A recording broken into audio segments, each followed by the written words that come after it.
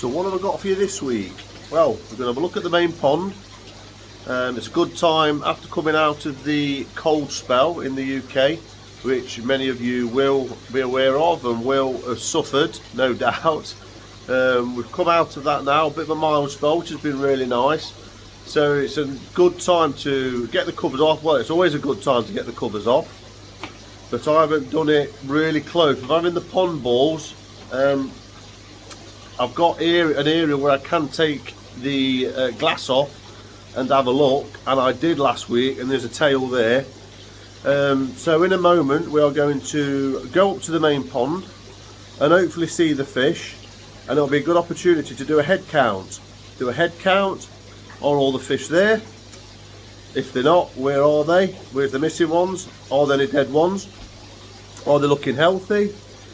Have they got any ailments or scrapes, bumps, ulcers, anything like that that you need to take care of, or you need to have foresight of going into spring when the temperatures get warmer, because that's when parasites and all sorts can really start kicking off. I have seen loads of posts this year. I don't know why. Lots of posts regarding koi death, fish dying. Now, it has been an exceptionally cold winter. My watch is just going off, sorry guys. I've got the timer on because I've got a nitrite test cooking on the 5k pond.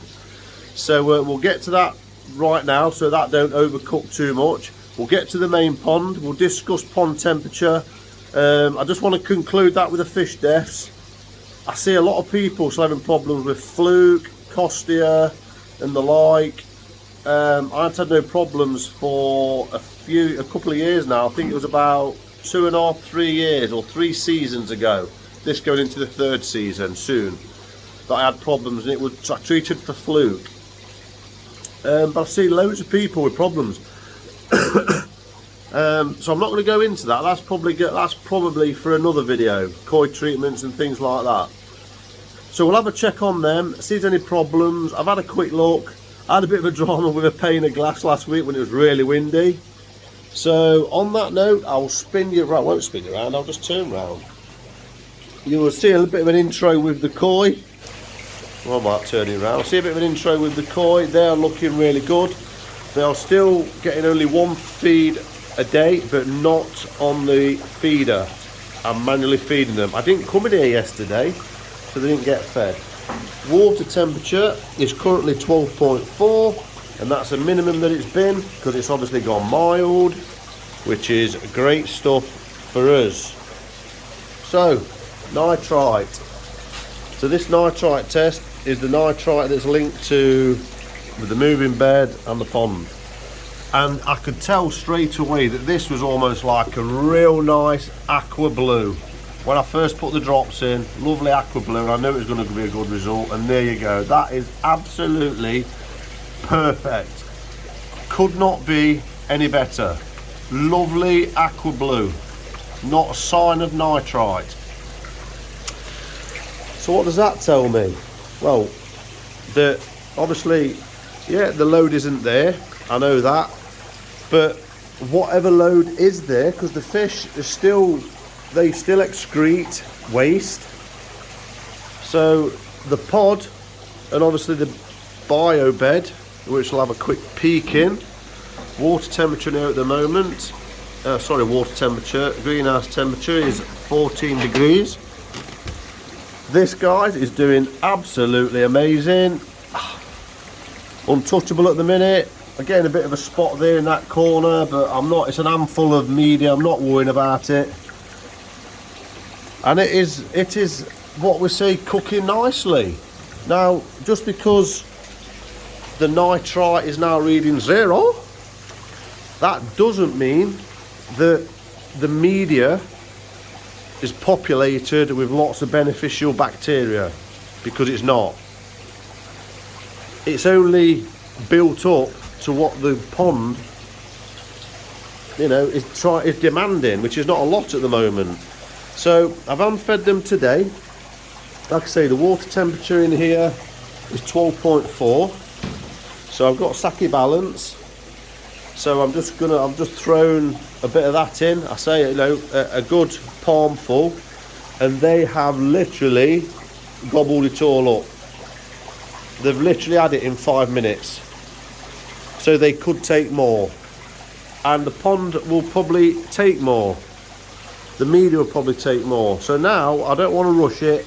I'm going to gradually feed a day. I'm going to go up to the main pond in a minute. I'll walk you up there. We'll have a look at the fish up there. And then when I come back down and relax, I've got my coffee waiting for me there. Coffee is waiting in tow. The fish will stay in. I'll come back, I'll have a coffee, and I'll hand feed them and get a good look at these. And just enjoy them. The outlet is great. The spray bar's doing great. So I'm well happy, well prepared for the summer feeding to come. So it will be interesting to grow, get the food in. Demand grows on the pond. Demand on the biomedia is, you know, it's been increased. So the demand on that has grown. So hopefully they can populate onto the media. The only thing to finish this system off, which I am thinking of, is this outlet here. I could come straight across here and go straight into a shower like that. So I could buy another one of these, because I've had that, I don't know, one of my first early videos, guys, it's on there. And all I've done is just loads of holes in the bottom. I think the only thing different I would do is, I think I would open the whole top up, and the top bed, I would put a plant in it. Yes, a plant. A big basket of plants, maybe from an aquatic centre. You know, the big square, biggest one that I could fit in there. And then sit the plants in the top, so they are taking out nitrates from the pond, and then the rest of the can flow through the media, and then down into media, down through media, which obviously I haven't got yet. So that's the only thing. Shall I turn that pipe going across into the top and have a trickle tower? Not a shower, because it's not having water pumped over it. It's a trickle tower to add more bacteria. But you know, there's no doubt, I think we'll all agree, I could be wrong, I don't think I am, but if you have different types of media, you're going to encourage different types of beneficial bacteria. And I've found, my experience is that rock, ceramic media and the like, seems to colonate really quick and mature really quick, a lot quicker than plastic media, i.e. K1 that I've got in there. That just seems painless, very painful to me.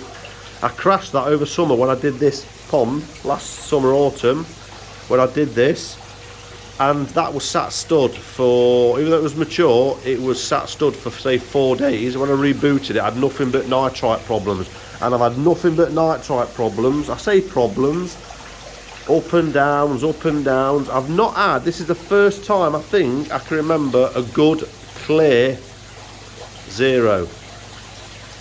Lovely and blue. So hopefully now I've got everything in place. But that seems to have coped really quite quick actually. So if that's the reason, that's the only difference I can see at the minute. I had nitrite when I had that running. But obviously now that's been running for a good 6 weeks, which they say it takes 6 weeks to really get going and floating well, when they're moving well, then that's what it's done, and that's what it's showing, and that's proving that with a nitrite. So things are adding up. Fish in here. The UVs are still off. And as you can see, because of that, this is still looking clear, but it is a bit greener, dark greener look. So what I'm doing is, I'm going to make the most of that for as long as possible, and then as soon as it does start getting warm and bright in here, I will get the UV back on, and I'll probably get the UV back on that one. because it definitely does aid clarity. The clarity on it is the water clarity is better. That just shines it that little bit. Still good enough, look. You can tell the water's mature now, getting good and mature. It takes a long time. And things are looking good. And just talking of parasites, I've seen a lot of people talking of parasites, fluke. I've not had no problems. Touch wood. I've got to touch some wood quick. I've touched this wooden handle. I've not had problems for a long time. This one's still got a little bit of red sores on it, look, the shower. But it's healing, and that's all related to nitrite, the effects of the nitrite and ammonia. But hopefully now we're down to them low levels, which is fabulous. So, what do you reckon? Should I put a pipe over the top there and then get a filter, something like that maybe? I could build a platform on there similar to this, and then have it sat on there, and then a pipe coming out, a couple of pipes coming out, discharging over the pond. I'd have to move the feeder, which is a bit of a ball ache, to be honest with you. So yeah, I don't know if I could put the feeder in to that socket and then put the cable around there and put the feeder here, maybe, because that's where this is. While it's off, I might have a look at that today. Give me something to do. I might look at that today and move that, and then that might then give me more, what is it, motivation to do something if I've got the feeder sorted. And it probably would make sense if the feeder's over here, because the feed's here, look. So yeah, so that's that. The temperatures are back up. I've tweaked these back up. So on that note, let's go and have a look at the top of the greenhouse, the pond fish up there. Things are toasty in here, back to toasty. Needs a good clean up though, because I've lost this space. I probably need to look at getting rid of this fiberglass. Grow on tanks are really good and really good, solid, heavy, and then I can get that lovely bit of space there. So comments down below, should I have that pipe coming out and going down into something like that, or some boxes? Comments down below. Let's leave them for a minute. Go and have a look outside, see what's going off.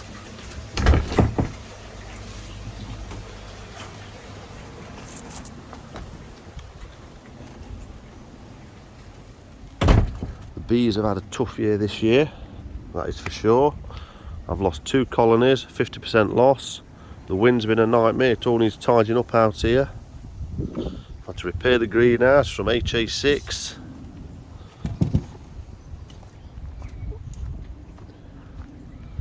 And so hopefully we'll get a glimpse of the koi up here. I can hear my Westie yapping. So we'll have a walk up this way.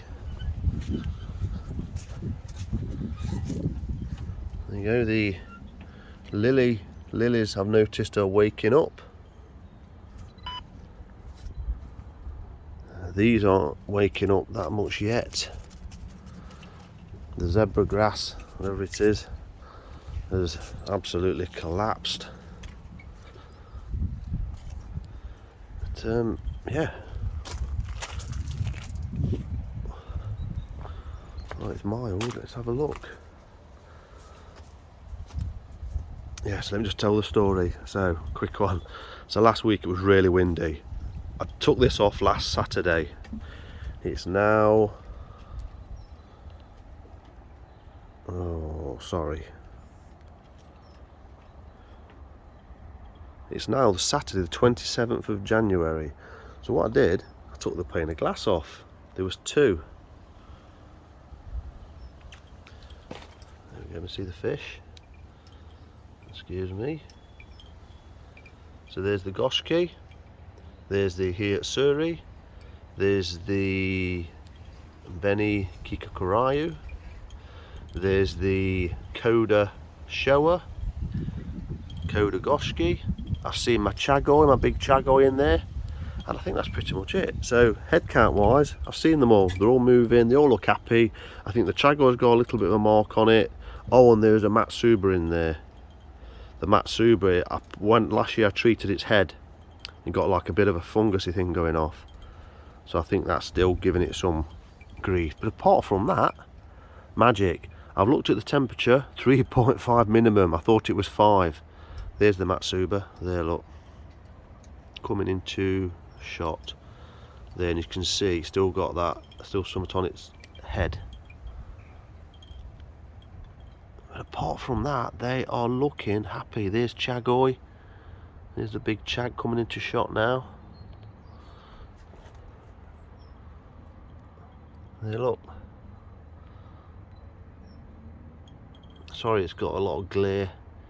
So if you get an opening, you open it up, agitate the water a bit. If they see a bit of action, they'll come and say hello. They always do. So I know Ed can't, happy. No problems. So yeah, the glass. I stood it up here, didn't I? Stood it up there like that, and the wind got behind it, smashed it all over here. I haven't put the shade back up yet. It's normally up all the time, all year, but it's been that windy this year. I put it at the back and took it off because I think it would have probably snapped the fence or whatever. That light, guys, I've got to admit, it's been great. Recommend that. So the main pond, that is all there is. Boring. There's just Christmas trees out now, growing for the year. Oops, what's going off? Teddy. Oh, Teddy. Teddy. Summer. Summer. Summer. What are you doing? What are you doing? Are you being a good girl? Are you being a good girl? Hey? Are you a good girl? High five. High five. Good girl. They're beautiful. Pain in the arse. They're beautiful. So, as I walk down the garden with the dogs, I'm never too far behind.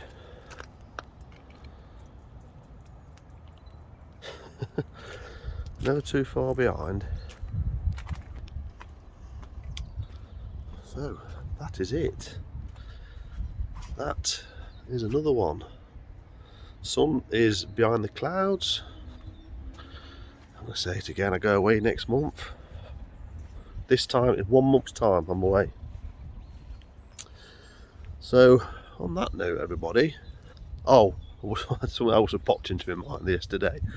Sometimes I look at old videos and stuff like that, and it springs to mind that I wear a blue hoodie most of the time.